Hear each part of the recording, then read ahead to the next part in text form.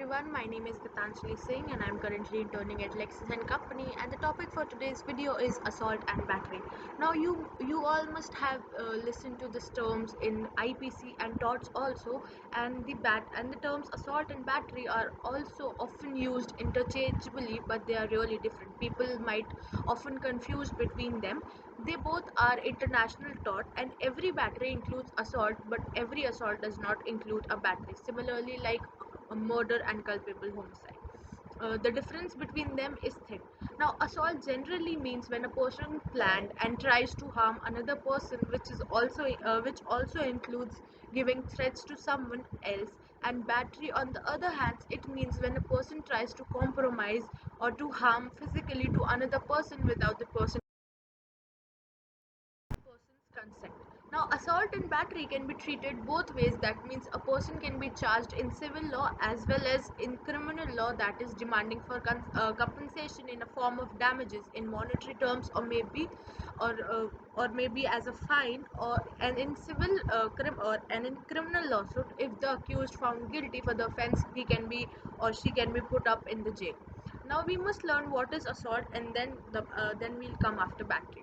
Now, assault is comes in picture before battery, and it happens when a person plans and tries to harm another person when a person commits the act of battery. Act of assault can be tried under civil lawsuits as well as criminal lawsuit, and assault as a tort is also called as a civil assault, in which the person can sue the respondent for the full extent for his loss, which may include the loss of earnings and pain and suffering on the past or future, the mental and monetary affection by another person who has committed assault. The accused made a reasonable apprehension of the infliction of a battery on another person when the accused create his act by an apprehension in the mind of the person that he is going to commit battery against the person. The wrong of assault is completed. For example, in the case of R versus St. George, the court held that if a person is holding a loaded gun to another person, then this will be treated as an assault, even if the gun is not loaded, but the person is holding a gun from such distance that it may cause injury. Then maybe it may be an assault, because the person upon whom the gun is being handed loaded, the person he has in mind a fear that he must kill him or injure him.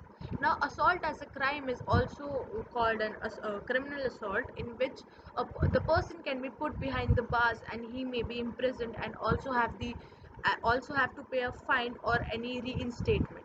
But the fine would be paid to the government, and the restitution would most likely to be covered only in the medical bills, not non-economic losses such as pain and suffering and stemming of the incident. Now, for example, a clenched fist would be treated as an assault, but throwing a punch and hitting the person will be amount to battery.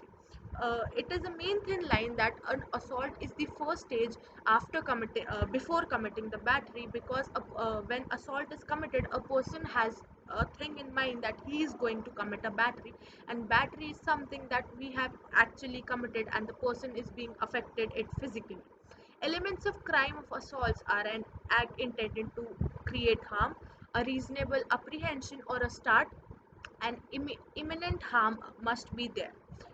There, in the case of Hopper versus Reeve, if a person is about to sit on the chair and the chair is being pulled, there is an assault as long as he takes to fall on the ground. The moment he contacts the ground, it will become a battery. Coming on to the battery, it means when a person came in a physical contact or touches the thing which belong to that person or thing related to that person with the intention to harm the other person, that is known as battery. The similarity between battery and assault is that the person who is committing the offense both have the mens rea, that is the ill intention to commit the crime, but in battery, actual physical contact is mandatory. In this, the main ingredient is physical conduct. When the accused came in physical contact with the intention to harm another person, then the offense of battery will be committed and constituted. Every battery includes assault, that's why they both are used together mostly. The offense of battery can be committed in both a civil suit as well as a criminal lawsuit, as stated as in assault also. Now, criminal battery is when the battery is dealt with a criminal lawsuit. It means when a person makes physical contact with the intention to harm or maybe kill another person, this will be considered battery as a crime. In this, intention plays the important role of which kills the another person. That is the ill intention, mens rea of that person who is committing the battery. Under Section 350 of IPC, the battery is mentioned under the head of criminal force.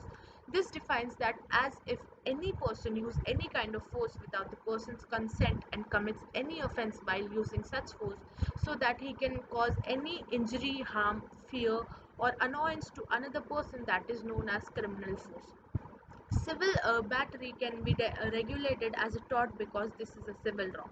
When a person hurts or harm another person, but he has no intention to hurt or to harm the person, that the accused also not aware that the accused force harm will hurt the person, then this will call be as civil battery. And under this, intention is not there to hurt someone, so the person can file a complaint in the civil court, and the punishment can only be fine and in monetary terms, but not in the physical terms like imprisonment or sometimes death maybe. Now, in the case of Stanley versus Powell, the court held that the defendant was not liable as the act was not willful. Use of force to oust a trespasser is also justified, but it should also be reasonable. Conclude this video, we must learn that in the assault this is done to threaten a person, but in battery this is done to mainly harm the person.